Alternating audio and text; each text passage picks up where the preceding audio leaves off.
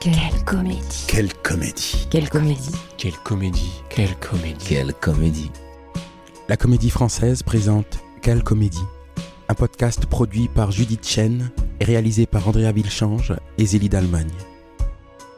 Bienvenue, c'est Quelle comédie, le podcast qui, chaque semaine, vous invite à entrer à la Comédie Française, à écouter la troupe raconter ce qui s'y passe. Et cette semaine, nous partons à l'aventure. À l'affiche de cet épisode, Une mouette, une pièce d'après Tchekhov, adaptée, mise en scène par Elsa Grana. Elsa Grana est comédienne, c'est la directrice artistique de la compagnie Tout un ciel qu'elle a créée en 2015. Depuis 2022, et un spectacle intitulé King Lear Syndrome, Elsa Grana cherche à réinventer le répertoire. Et ici, elle propose de voyager autour de La mouette de Tchekhov, une pièce de 1896, où le dramaturge donne à entendre un cri d'une force inouïe, où souvent les actions muettes, fugitives, sont plus révélatrices que les longs discours, où se rejouent à la fois des paraboles symboliques, la mouette, le lac, mais aussi des tragédies d'hier, avec carrément des citations d'Hamlet, ou encore des grands mythes comme celui d'Œdipe. Bref, cette pièce, en 4 actes à l'origine, donc, est d'une richesse inépuisable qui permet à Elsa Grana de s'interroger et d'inventer. Une mouette est à l'affiche de la salle Richelieu à partir du 11 avril jusqu'au 15 juillet. Et pour en parler, Adeline Dermier et Loïc Corbery sont en studio. Bonjour. Bonjour. Et merci beaucoup à tous les deux d'être là. Vous êtes respectivement 530e, 519e sociétaire de la troupe et vous jouez dans ce projet les rôles de Nina et Trigorine. Et vous êtes aussi, en ce moment, à l'affiche de La Cerisay, tous les deux, mise en scène par Clément Hervieux-Léger. Adeline, vous y jouez Varia, la fille adoptive de Lyubov. Et vous, Loïc, vous y jouez Lopakhin, marchand, fils de moujik habillé comme un lord, comme dit Clément. Alors vous voilà donc doublement plongé dans le monde poétique, dans le monde émotionnel de Tchekhov. C'est un plaisir particulier pour l'acteur d'être comme ça, plongé dans un monde, celui de Tchekhov. Ouais, déjà on est ensemble, on est souvent ensemble avec Adeline. Ouais. Déjà c'est bien. On se retrouve souvent sur le plateau. On a beaucoup joué ensemble et on continue à le faire, et on va continuer à le faire. Et déjà ça c'est un point de départ qui est toujours rassurant. Et même, j'allais dire, c'est drôle que vous souligniez ça, parce que moi, quand je suis passée en répétition vendredi, alors je ne vous ai pas entendu, Loïc, mais je vous ai vu répéter Adeline et d'autres, et quand vous dites ça, ça me fait penser à des timbres de voix, et je trouve que, j'étais très frappée des timbres qui étaient très, je sais pas, qui allaient bien ensemble, quoi. On s'accorde vite. Ouais, non, mais c'est vrai. Mais oui, c'est vrai. Oui, c'est vrai. Je pense que c'est d'ailleurs c'est ce que les metteurs en scène cherchent ou découvrent quand ils viennent travailler ici. C'est ça, c'est des gros mots, mais de conjuguer nos singularités. Quand ils arrivent et qu'une distribution se fait, elle se fait avec évidemment ce que nous sommes. Le premier jour de répétition, mais aussi avec le passé qu'on a chacun avec cette maison et le passé qu'on a entre nous. Et il est souvent riche. Oui, c'est sûr qu'on se connaît bien avec Loïc. Je pense que j'ai jamais... Je crois que t'es la personne avec qui j'ai le plus joué. Et voilà, après, ensuite, on n'a pas encore commencé les représentations d'une mouette. Donc, il faut voir ce que ça va donner d'alterner, parce qu'on va jouer en même temps les deux spectacles. On est assez proches dans les deux spectacles, voire très proches, et avec des relations vraiment oui, en plus, on est souvent, très différentes. On est souvent dans un rapport amoureux dans les spectacles. Voilà, donc abouti ou pas. Donc, voilà, ça va falloir que les choses se mélangent pas. Mais ça, c'est drôle. Moi, ça me fait rire, en tout cas. Moi aussi, mais en général, quand le travail est comme celui de Clément, et puis là on est en train de creuser avec Elsa, et comme le dit Adeline, on a encore du temps avant la première. Quand le travail est puissant et précis, et quand le spectacle nous prend par la main parce qu'on a bien travaillé pendant 2 mois de répétition, voilà, on peut pas trop se tromper de chemin. Enfin, on a confiance. Voilà, quand on rentre dans la Cerisay, on on sait où on est, on sait où on va. On attend nos rendez-vous avec impatience et avec confiance. Donc, il n'y a pas de... Voilà, on n'est pas perdu. Alors là, c'est quand même l'aventure. Parce que c'est pas la mouette, c'est une mouette. Je me demandais si l'un et l'autre, vous aviez joué déjà à la mouette. Non. Moi non plus, mais alors, je l'ai tellement... vu. Je l'ai vu, pas tant que ça. Pas tant que ça, mais je l'ai vu, j'en ai vu quelques versions, évidemment. Mais en revanche, j'ai tellement entendu ça, je crois pas, mais en même temps, il y a des... quand j'entends Julien Frison qui joue Tréplef, dans certaines, notamment dans la scène de fin avec Adeline, j'ai des réminiscences de textes. Donc j'ai peut-être dû travailler ça en cours, mais je l'ai tellement entendu travailler dans les écoles. Je l'ai tellement entendu des copains à moi et des copines à moi travailler ça que oui, c'est là. Alors, ici, c'est donc, je le disais, une sorte de voyage autour de l'œuvre, une manière de revisiter le répertoire. Vous êtes en plein travail. Peut-être, est-ce que vous pouvez nous raconter un peu ce qui est autour de la mouette ? C'est-à-dire qu'il y a la mouette, mais il y a une sorte de début imaginaire, c'est ça, qui invente ou pas le passé des personnages. Comment est-ce qu'on pourrait mettre ceux qui nous écoutent un peu dans l'esprit de ce que va proposer Elsa ? Il y a, comment on peut appeler ça ? On appelle ça des préquels. Donc, il y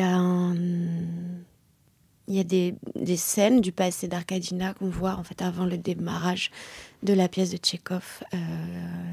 Plusieurs tableaux, je ne sais pas tout ce qu'on peut raconter, mais voilà, où on voit son passé. Donc, avant que ne démarre la pièce, on voit l'enfance de Tréplef.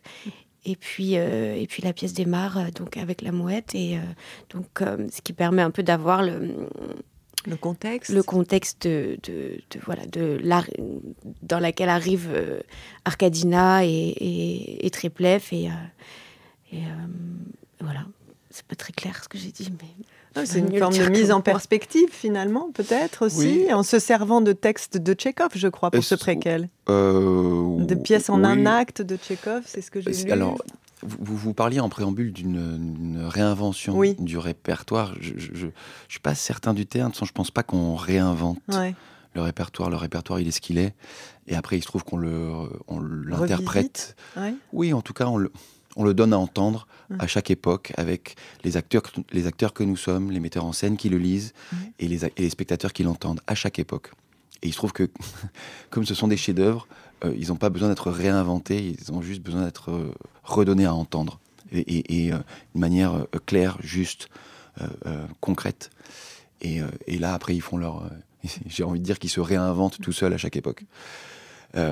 Et d'ailleurs, c'est pas du tout la prétention d'Elsa. Je crois qu'Elsa, elle est dans un... Oui, elle a un chemin qui lui appartient. Elle est dans un dialogue avec le répertoire. En tout cas, avec Tchekhov, en l'occurrence, elle est dans un dialogue. C'est-à-dire que le sentiment qu'elle connaît cette pièce, elle l'aime profondément, elle parle très bien de Tchekhov. Et Tchekhov lui parle très bien aussi, mais elle a le sentiment, elle a la nécessité d'apporter une parole qui lui est propre, en écho, en perspective, en friction, avec l'œuvre de Tchekhov.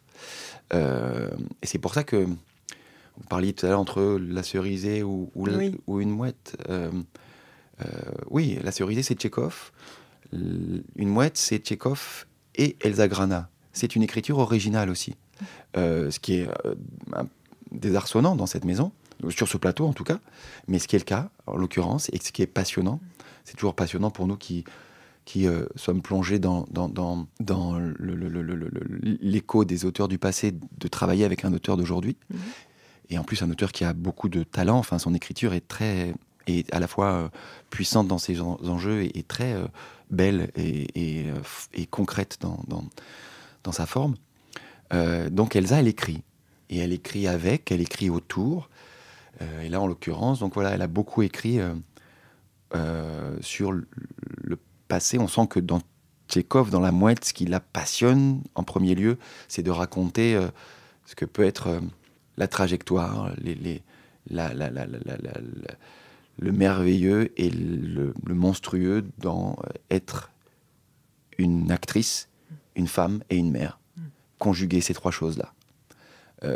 Et je pense que voilà, c'est un sujet passionnant. Elle a raison de s'en emparer.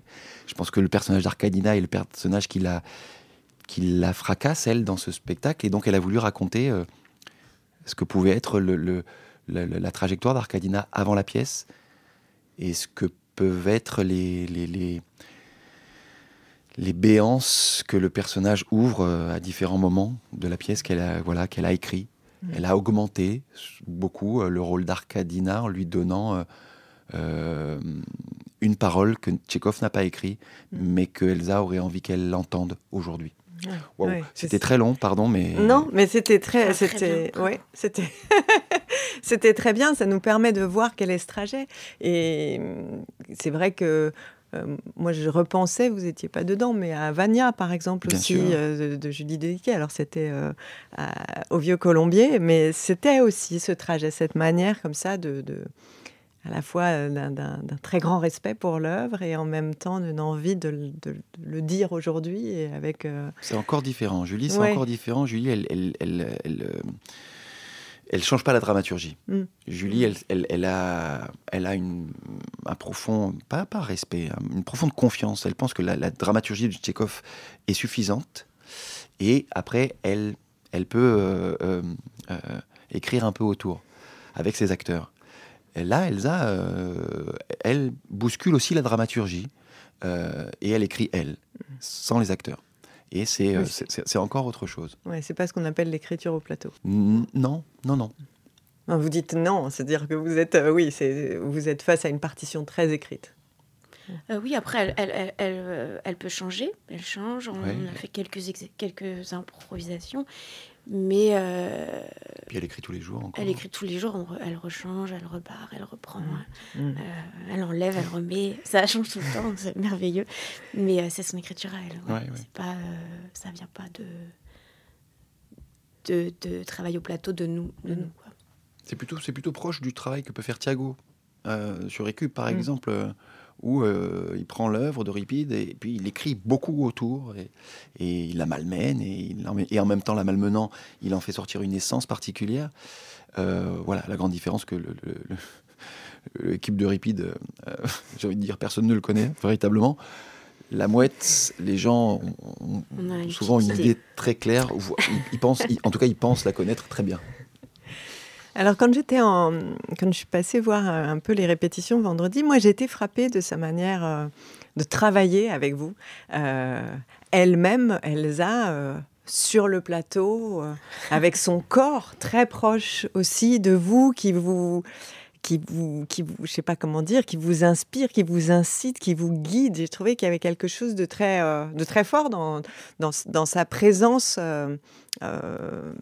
Une sorte de, je sais pas, moi en tout cas c'est ce que je sentais, une manière d'aller vraiment au fond de ce qui va motiver la parole du personnage, ce qui va motiver le mouvement du personnage, un travail très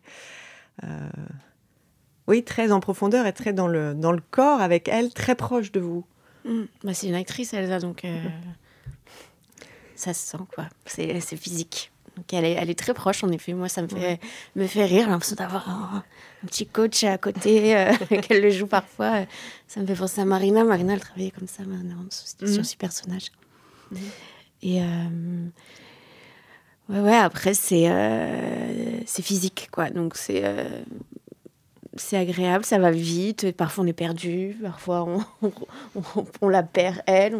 On se perd, on se retrouve. Enfin, c'est une manière étonnante de travailler. Ouais. C'est une manière nourrissante. Oui, passionnante, parce qu'elle est passionnante. Hein, Ouais, elle a tellement d'idées. Dans sa démarche, dans son énergie. Oui, c'est extrêmement florissant et puissant. Mais c'est vrai qu'elle essaie, en plus, comme je pense qu'elle-même, son spectacle est en maturation constante. C'est pas Ivo Van Hove qui débarque, qui sait exactement. Là, elle est en recherche permanente. Donc je pense aussi qu'elle essaie par tous les moyens possibles. Elle nous écrit beaucoup, elle nous parle beaucoup. Et elle est avec nous sur le plateau, elle interprète beaucoup. Elle cherche par tous les moyens possibles à faire en sorte qu'on arrive à comprendre son cheminement. Et elle y réussit, je crois. Oui. Il y a un vrai désir de partage. Et je lisais qu'aussi, ce qui l'intéressait beaucoup de chercher avec les acteurs, c'est leur liberté dans cet acte d'incarnation. Oui, je pense que c'est la quête de tous les metteurs en scène. Ouais. Ils ont tous des moyens différents d'y arriver, mais que ce soit ceux qui vous contraignent beaucoup, qui pensent que, et je pense qu'ils n'ont pas tort, que la liberté, c'est la maîtrise de toutes les contraintes. Il y a ceux qui vous contraignent beaucoup, il y a ceux qui vous, au contraire, laissent aller. Mais ceci étant, je ne suis pas certain que de laisser un acteur trop libre soit le meilleur moyen de lui donner une vraie liberté après en jeu. La liberté de l'acteur, oui, a une liberté de proposition certainement qui est nécessaire pendant les répétitions. La vraie quête de liberté de l'acteur, elle doit être après, devant les spectateurs, devant chaque soir. Et pas qu'un soir, pendant 30 représentations. Que l'acteur se sente libre tous les soirs, pendant 3 mois de représentation. Ça, c'est important. Parfois, il a besoin de temps en temps qu'on le guide un peu dans le travail pour qu'il atteigne cette liberté-là, oui, je crois. Oui, parce que ce qui est difficile, en fait, c'est de la reproduire, la liberté, de la tenir sur la durée. Et ça, souvent, on l'a quand on a tout fait dans tous les sens possibles, avec plein de contraintes possibles. Et puis, à partir de là, on est fort de tout ça. Et c'est à ce moment-là où, en fait, l'acteur, il est complètement libre et en maîtrise. Et on attend cette espèce d'épiphanie. Ouais. Là, on est en plein dedans. Là, on te voyait à 15 jours. L'attention de tous les spectacles. On te voyait il y a 15 jours pour parler de la cerisée avec Florence. Et c'est un spectacle qu'on reprenait. Là, c'est l'inverse. C'est un spectacle qu'on connaît très bien, la cerisée. Là, c'est l'inverse. Là, on est à 3 semaines de la première. On est en plein travail. On est au plateau. Tout est en train de se définir véritablement. Donc là, c'est le moment où on se jette à corps perdu dans les bras d'Elsa en lui faisant une totale confiance. Et puis, on va bien voir ce qui se passe à l'arrivée. Ouais. Alors, vos 2 personnages, Nina et Trigorine, personnages centraux de cette histoire. Vous parliez, Loïc, de cette idée aussi de la femme, de son affranchissement par la création. Le personnage de Nina a beaucoup ça. Oui, Nina, c'est quelqu'un qui vit près du lac, dans son petit village, et qui voit en face toute cette population débarquer. Donc, un écrivain connu, une actrice célèbre, et puis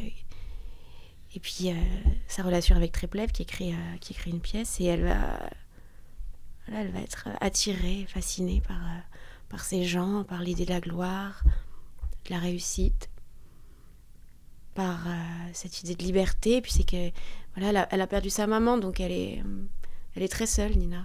Son père s'est remarié avec une femme dont on comprend qu'elle s'apprécie pas du tout. Et elle va partir comme ça vers ces gens en espérant réussir comme eux, en tout cas atteindre ce qu'elle imagine, elle, de cette vie merveilleuse qu'ils ont, de cette chance qu'ils ont, parce qu'ils sont heureux, parce que nous, on est malheureux, parce que nous, on fait rien, et vous, quelle vie lumineuse, splendide. Elle passe son temps à imaginer ce que serait sa vie si elle était comme eux. Et puis elle va tomber amoureuse de Trigorine. Et puis, elle va décider de devenir actrice, et elle va partir. Et puis là, elle va se rendre compte 2 ans plus tard que c'est pas ça la vie, et elle se prend un énorme mur. Elle perd son enfant, elle perd Trigorine, qu'elle aime toujours, et puis malgré tout, malgré ce choc, ce trauma qu'elle va vivre, elle décide quand même de continuer, de prendre ce train et de devenir actrice. Et finalement, c'est la seule qui bouge, c'est la seule qui, malgré les difficultés de la vie, malgré ses traumas, décide d'en faire quelque chose. Et elle parle beaucoup de vocation, De talent. Il y a le mot De talent, qui mais revient souvent. elle parle de capacité spirituelle, de comment on réfléchit avec le temps, comment avec le recul on comprend en fait que ce qu'on cherche et ce qu'on essaye de chercher tout le temps dans la vie, finalement à un moment donné on comprend que c'était pas ça qui allait nous rendre heureux et nous faire grandir, et que finalement ce qu'on recherche c'est simplement être en paix avec soi-même. Et pas ce qu'elle imagine au départ, de la foule m'aimerait et on m'amènerait sur un char et je serais merveilleuse. Qu'en fait, c'est simplement être d'accord avec soi. Être en accord avec soi. Et c'est vrai que c'est celle qui se confronte au réel, en fait. Et c'est celle qui habite de l'autre côté du lac. Peut-être aussi que ça lui donne une forme de liberté, d'indépendance. Et vous, votre personnage, est-ce qu'il est heureux? Il a du succès, etc. Mais quand Adeline décrit tous ceux qui sont là, de l'autre côté du lac, et qui ont l'air de vivre des choses intenses, etc. Pour autant, est-ce que... Non, la notion de bonheur chez Tchekhov, elle est toute relative. Ouais. On voit toujours l'autre... plus heureux que soi. Mais non, mais ce qui est dément dans cette pièce, et d'ailleurs c'est ce qui aussi, je pense, nourrit énormément Elsa dans le choix de cette œuvre-là, c'est que Tchekhov interroge à travers la destinée tragique de tous ces personnages, à travers des histoires intimes et entre guillemets des petites histoires humaines, celle de Nina, celle de Treplev, celle d'Arkadina, de Trigorine, de tous les autres, de Dorn, de Sorine, de Masha, bien sûr. Tchekhov, à travers eux, nous parle de l'art, du processus de création, de manière très particulière et qui le concerne lui, le théâtre et l'écriture.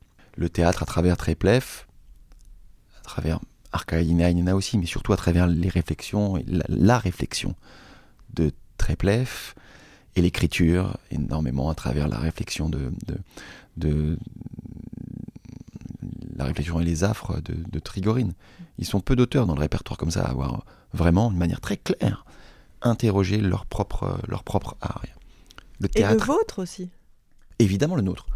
Donc je me demandais justement pour l'acteur si c'était pas aussi ça qui rendait ce théâtre-là si singulier. Mais quand on joue l'impromptu ou la critique de l'école des femmes de Molière, on parle de l'art théâtral, de l'art de l'écriture, donc de l'art de l'acteur. Quand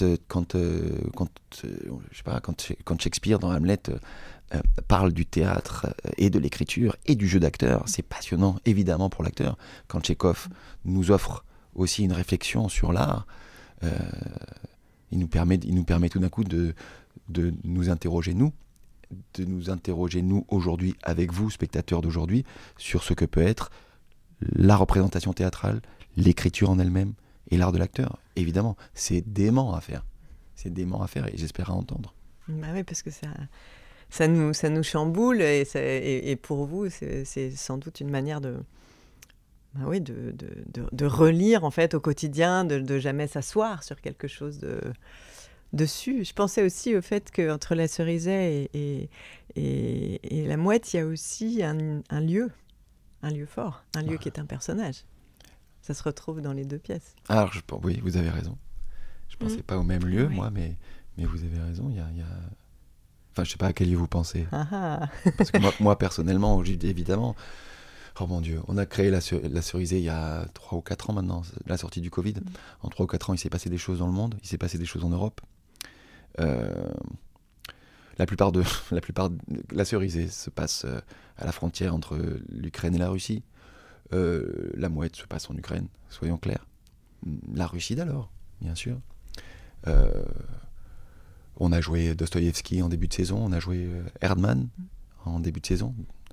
On a 4 spectacles en Richelieu d'auteurs russes, dont de Tchekhov.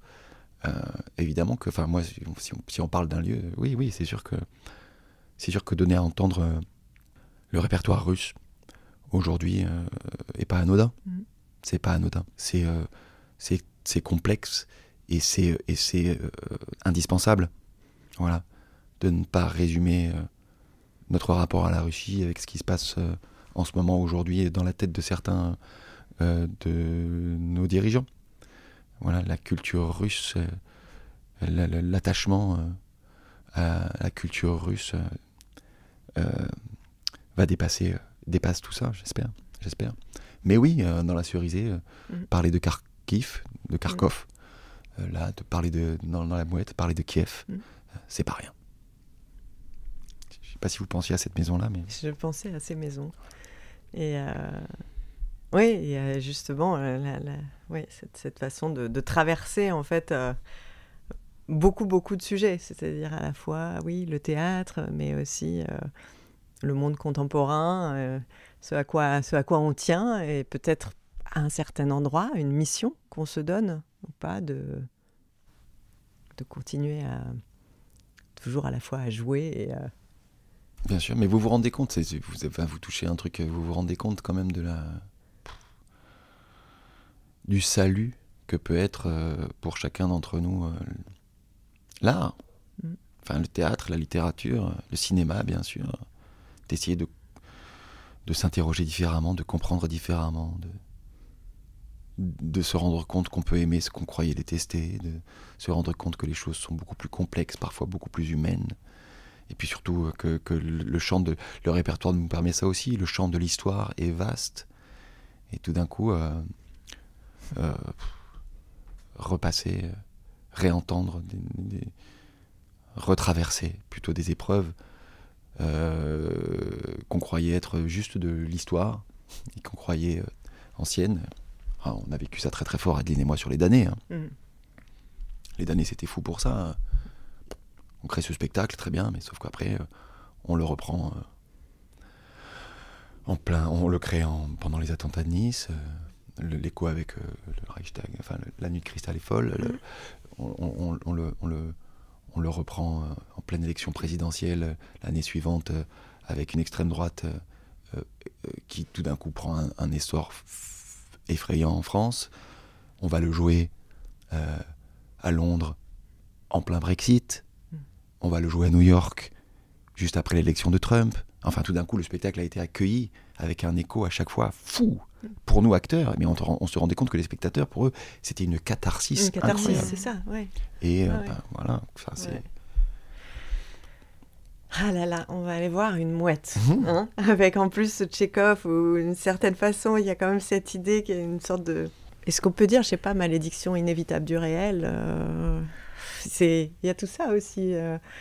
Quand on se confronte, enfin, il y a quelque chose de mélancolique, non ? De mélancolique ? Ouais. C'est-à-dire ? De mélancolique dans ce rapport au monde qu'il a, lui, Tchekhov. Non, vous diriez pas mélancolique ? Si. Non, je trouve ça un des auteurs de théâtre les plus fous à jouer, en tout cas. De toute façon, c'est toujours tellement vertigineux parce qu'on sent que les personnages... Il n'y a pas de bavardage, il n'y a pas de rajout, il y a surtout des couches et on sent...